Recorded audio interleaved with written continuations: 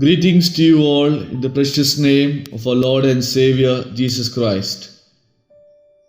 Dear students, I welcome each one of you to this week's online class arranged by our Marthoma Sunday School Samajam. God has blessed us with immense talents and He has given us opportunities to study the Word of God. So let us use our time, talents, and resources to study God's Word and to live for His glory. Dear students, life can be difficult. At some point, most of us have wondered why God is silent. Most of us have wondered, where is God? Dear students, we may experience suffering, illness, or grief. We see the corrupt and the greedy getting rich, while the honest and good people suffer. And we may ask, why God, why? Dear students, today we are going to study about Habakkuk, a prophet of Israel's southern kingdom, Judah, who saw wickedness and evil in his own country and wondered why God did not act to clean things up. And the main aim of today's class is to understand that telling our opinions and asking God our doubts and questions will help us in our spiritual journey. Before we begin our class, let us look to the Lord in prayer. Our loving Heavenly Father, You are our Creator, our Redeemer and Sustainer. O Lord, help us to endure and live in this world in fellowship with You and with Your Word. O God, we pray for all our Sunday School students. Strengthen them in body, mind, and spirit. Help us to humble ourselves before You, and help us to seek Your will in all that we do. All this we ask in the precious name of our Lord and Savior, Jesus Christ. Amen. Dear students, Habakkuk, whose name means embrace, is considered both as a priest and a prophet. BC 605 to 597 is considered as the prophetic period of Habakkuk. Dear students, the book of Habakkuk is a conversation between the prophet Habakkuk and the Lord. Prophet Habakkuk wrestles with God throughout the book, asking the question, God, are You good? Now, what was Habakkuk's complaint? Let us read Habakkuk chapter 1 verses 2 and 3. O Lord, how long shall I cry for help, and You will not hear? Or cry to You violence, and You will not save? Why do You make me see iniquity, and why do You idly look at wrong? Destruction and violence are before me. Strife and contention arise. Dear students, Judah is in economic and spiritual ruin. And Prophet Habakkuk wants to know whether God will hear and see their condition. Here Prophet Habakkuk pours out his heart before God Almighty. And after he pours out his heart, he waits and sits for God's answer. But God's answer was not what Habakkuk hoped to hear. God was raising the Chaldeans, a sinful and wicked, ruthless people, to bring judgment upon Judah.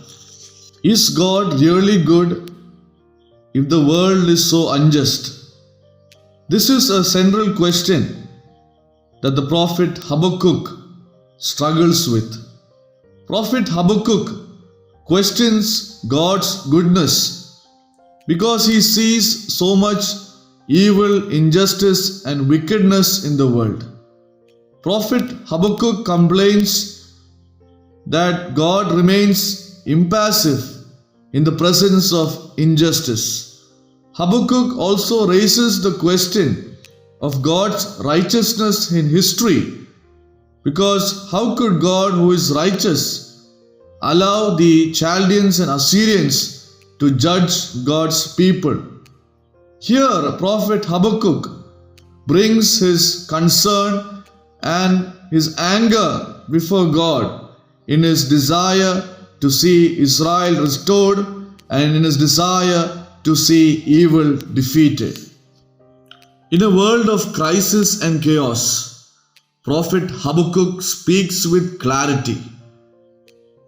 How can God permit the suffering of the innocent? Does God still govern the history of our day?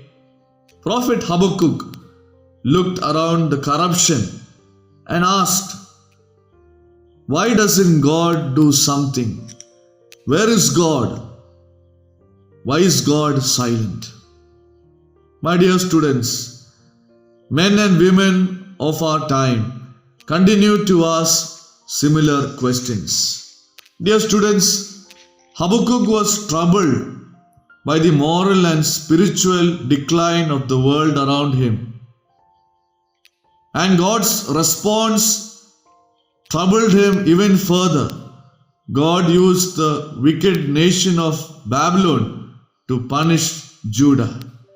Although Habakkuk did not understand God's plan, yet he chose to rejoice in the Lord.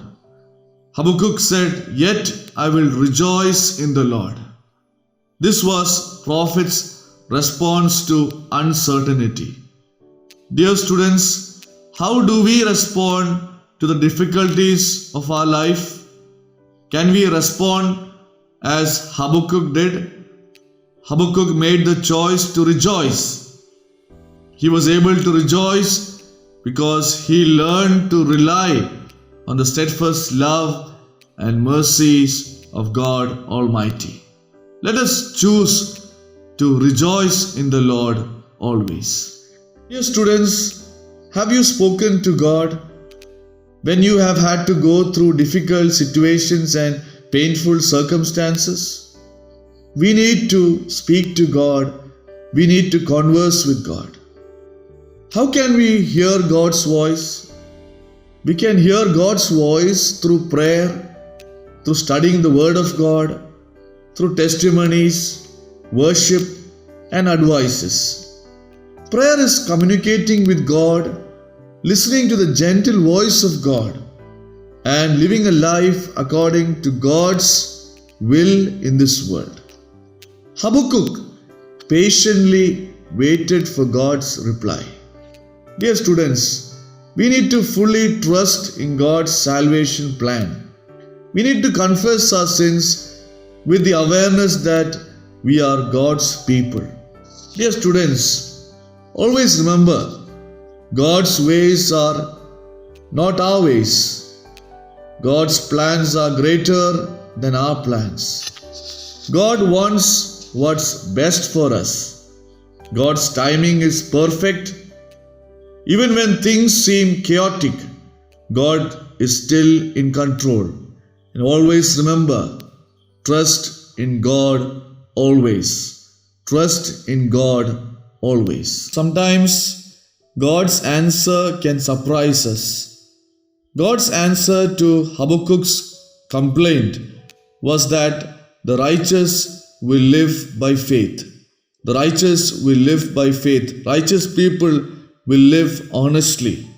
In effect, God was telling Habakkuk that in the hard times, trusting God and living faithfully was more important than asking questions and understanding why.